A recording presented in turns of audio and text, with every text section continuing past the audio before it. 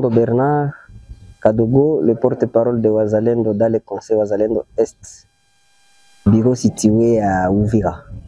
Comme vous le savez, shuti bakunzi ba Rwanda News 24 ikaze mu makuru yacu yo kuri iki gicamunsi, amakuru avuga muri Repubulika Iharanira Demokarasi ya Kongo, amakuru atugezeho nonaha aravuga ko umuvugizi wa Wazalendo uyu nguyu yitwa Tondo Bernard aremeza ko mu masaa 11 z'umugoroba uyu munsi, ni ukuvuga mu isaha 1:37 isigaye, ko bari bube bamaze gufata Kamanyola yose uko yingana kugeza ku mupaka w'u Rwanda. Ibi nibyo yatangarije ikinyamakuru cyitwa Kivu Morning Post gikorera mu burasirazuba bwa Kongo, kikaba gifite icyicaro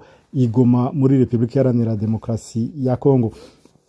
Mu kiganiro kirekire bagiranye cyamaze hafi minota 12 yatangaje ko bamaze gufata ejo honyine 3/12/2025 bafashe uduce tugeze kuri 15, bafashe uduce tugeze kuri 15 two muri Kamanyola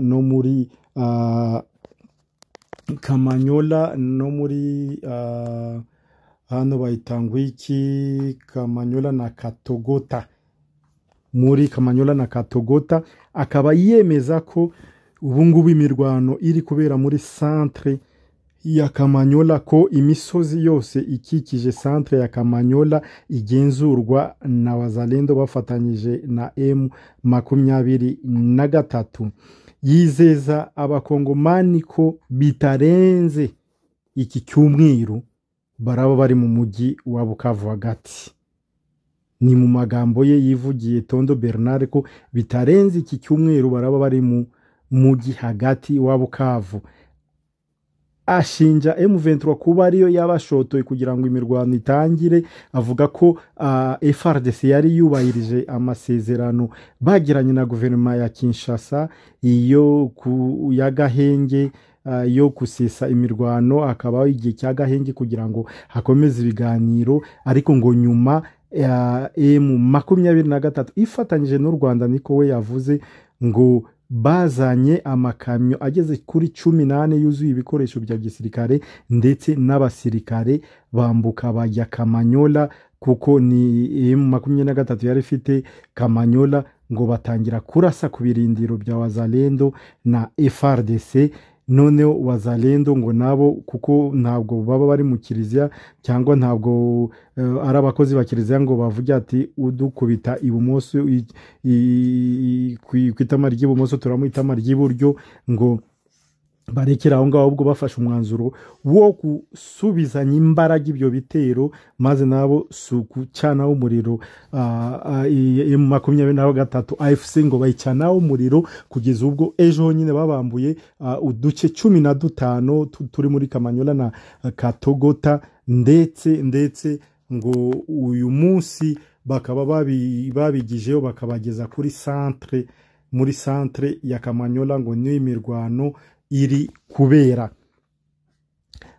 Mu gihe yatangazaga ibingibi yanahakanye ko abarundi batari mu ntambara, ko abarundi batari gufasha FARDC, ko ari Wazalendo bari kurwana, ngo ibindi ngo ni yabise propaganda ya AFC M23 kimwe n'u Rwanda. Mu magambo ye niko yavuze ngo ni propaganda yabo, ngo naho ubundi abarundi ntabwo bari kurwana mu gace ka Kamanyola na Katogota ndetse na Kaziba. Andi makuru nayo akavuga ko Kaziba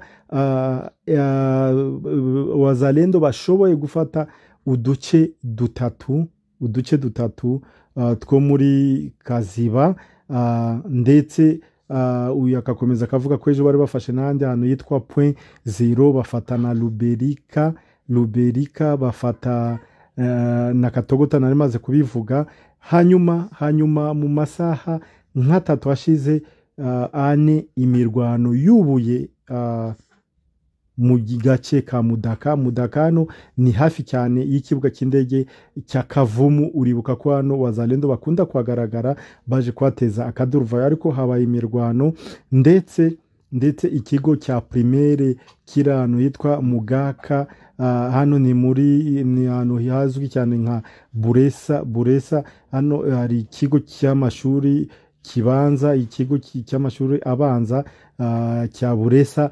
Ahanga abanyeshuri bari barimo kwiga, byabaye ngombwa ko bataha, ko ishuri rifunga rihagarika kwigisha rikababwira batahe bajye mu rugo. Hari amashusho ateye ubwoba y'abanyeshuri bakomeretse, ndetse hari amakuru avuga ko ari n'abapfuye muri ako gace.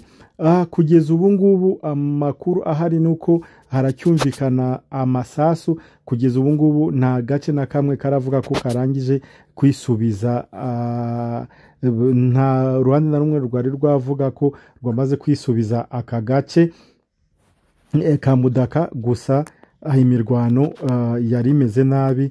Hanyuma ikindi nuko Bunyakiriyo yarangije gusubira mu maboko ya M23 ku munsi w'ejo, ariko naho hari amazi iminsi 2 habera imirwano ikomeye cyane. Hano za Maimai cyangwa wazalendo bakunda guturuka mu ishyamba cyangwa mu parke ya Kauzi Biega bakaza bagatera muri axe ya Bunyakiri. Ngayo nguko ibintu kugeza ubu ngubu bimeze nabi. Radio Kapiyo yatangaje ko biragoye kumenya kugeza aka kanya ninde mu by'ukuri ugenzura Kamanyola. Yo yavuga ko wazalendo na FARDC bagenzura igice cy'amajyaruguru, igice cy'amajyepfo kikaba kigenzurwa n'abasirikare ba AFC M23, ariko umuvugizi nk'uko nabibabwiraga wazalendo we yari yatangaje ko aribo bagenzura 100% Katogota n'uduce tugeze kuri 15 dukikije Kamanyola, ndetse ko imirwano iri kubera muri Kamanyola centre ko saa 11 barabisubije Kamanyola. Reka tuze gukomeza kubakurikirana amakuru, tuze kumenya koko baraza kwisubiza Kamanyola cyane ko amakuru hano biragoye kumenya. Hari amakuru menshi ari kuvuga ko ari M23 igenzura Kamanyola, amakuru aturuka ahantu henshi avuga ko ari M23 igenzura Kamanyola yose. Amasasu ntabwo kiri kumvikana cyane muri ako gace, ni sasu rimwe na rimwe niryo riri kuhumvikana, ariko mu by'ukuri biragoye kuko n'ibinyamakuru biri ku ruhande rwa AFC M23 baravuga ko ari AFC M23 yagenzura.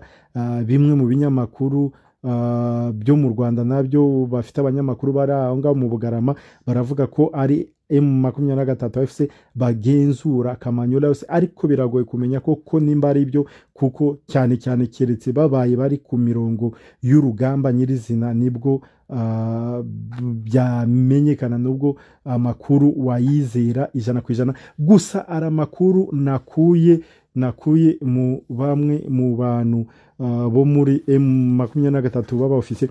Amakuru yavugaga ko Kamanyola aribo bayigenzura bya nyabyo, ko aribo bagenzura Kamanyola yose. Gusa reka tuze kubitega amaso, tuze kureba nimba uko biziraba bihagaze. Imana ibagirire neza. Ciao turaza gusubira mu kanya gatoya cyane tubagezaho ko ibintu bihagaze.